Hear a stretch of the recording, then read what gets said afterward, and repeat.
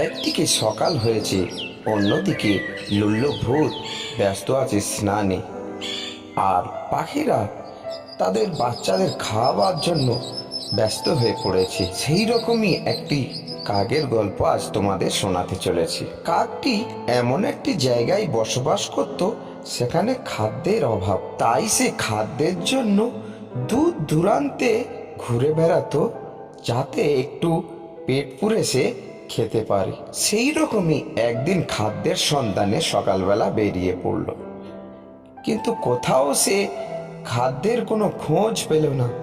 তাই এপার ওপার, খাল বিল নদী সে পার করে খাদ্যের সন্ধান করতে লাগলো। কোথায় একটু খাদ্য পায় তাই খেয়ে তার জীবনটা কাটাবে।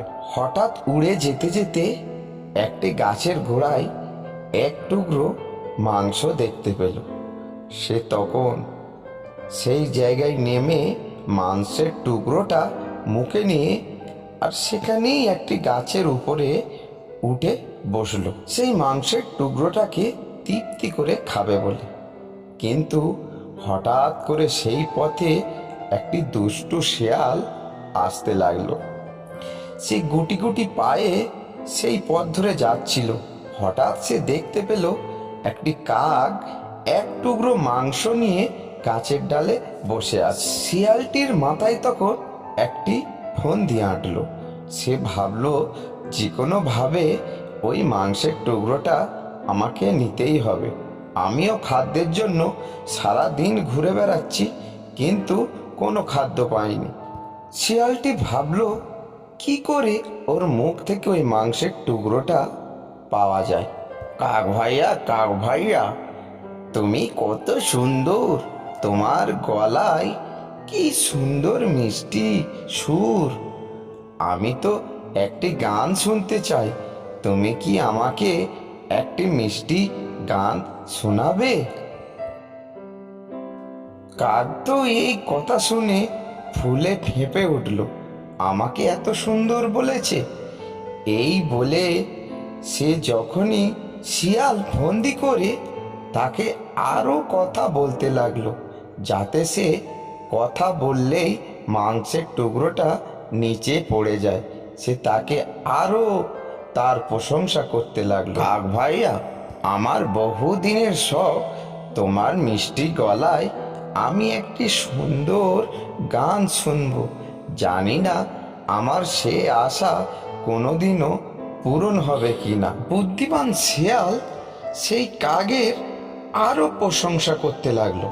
কাক ভাইয়া, আমি বনের রাজাকে বলে দেব যে তোমার সুন্দর গলার কথা, তুমি মিষ্টি গান গাও, আর তখন রাজামশাই তোমাকে নিয়ে গিয়ে অনেক উপহার দেবে।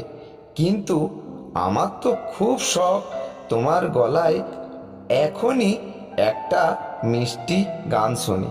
যেই না কাক গান গাইতে গেল, অমনি মাংসের টুকরোটা মাটিতে পড়ে গেল, আর দুষ্টু শেয়াল সেই মাংসের টুকরোটা নিয়ে সেখান থেকে পালিয়ে গেল। আর বোকা কাক হাউ মাউ করে কাঁদতে লাগলো। হঠাৎ করে সেই পথে যাচ্ছিল লুল্লু ভূত। সেই লুল্লু ভূত দেখতে পেল সেই কাককে। মনে হচ্ছে কাকটি প্রচন্ড বিপদে আছে। দেখে জিজ্ঞেস করে, কাক ভাইয়া, কি সমস্যা তোমার? কাঁদছো কেন? লুল্লু ভূত কাকের সমস্ত কথা শুনে বলল, অচেনা কেউ তোমার তারিফ করলে তাতে তুমি উতলে উঠো না, এতে তোমার ক্ষতিই হবে।